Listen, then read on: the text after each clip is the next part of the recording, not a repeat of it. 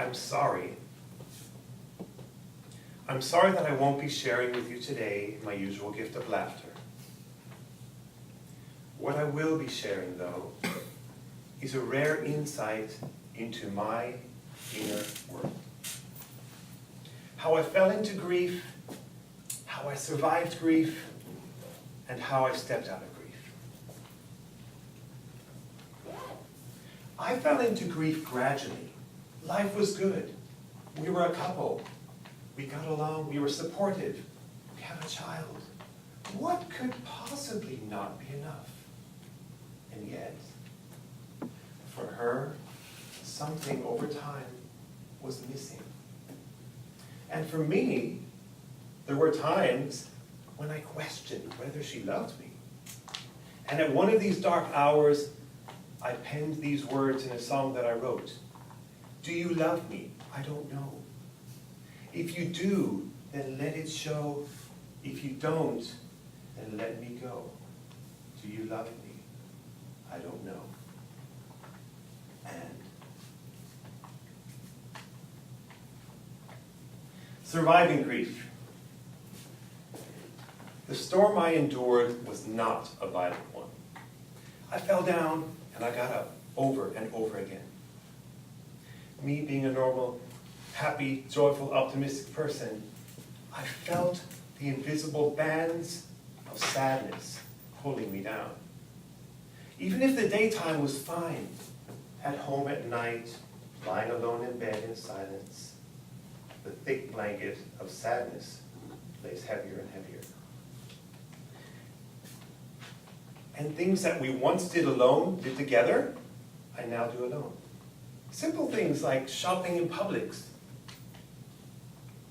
You know, Publix play a lot of very sad songs, you know. Have you noticed? Late nights? Oh my goodness. If I ever have to hear another Carpenter song hit, please. But ladies, or ladies who have lady friends, if you want to meet a man with a big heart, go to places like Publix, listen for the music, and observe. You might see a welled-up eye. For those who don't, go to Walmart. Surviving grief. Stepping out of grief. Stepping out of grief is not an event. It is a process. In my case, one that involved a lot of understanding. Countless hours of sharing, of tears, of heart-to-heart conversations, until we got to the realization that despite the love we had for each other, the fundamental nature of our beings was different, and it was okay. She would compare us with different animals and say that she's a lion, and I'm more like a deer. Oh.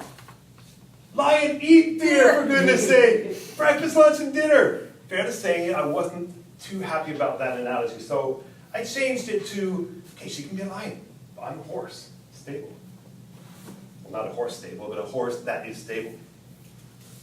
Now, there are two roads when walking out of grief. One is to wrap the heart with layer after layer until it simply does not hurt anymore. It leads to things like anxiety. The other is to let the fire of grief burn away those layers, one by one, until all that is left is the pure, raw, vulnerable heart. And when you take that path, wonderful things happen. Life is new. Colors are vibrant. And most importantly, the capacity to love has increased. So I wondered when I was going to take that final step. And as I did, it was a new world, a new life and new opportunities. And I still do occasionally look back. But this time, not with sadness, with understanding and support. And though I stepped out of grief some time ago, I wonder, when will I meet a woman, that woman, my heart's desire? Will it be a step, 100, 1,000, a day, a week, a month, a year? It doesn't matter. And perhaps our paths have already crossed. There is one other part That is very important. As vital as the heart is on the path to finding your heart's desire, the mind is equally important. I've been blessed with a stable mind, level-headed. I would go so far to say that mind and heart are like the two wings of a bird.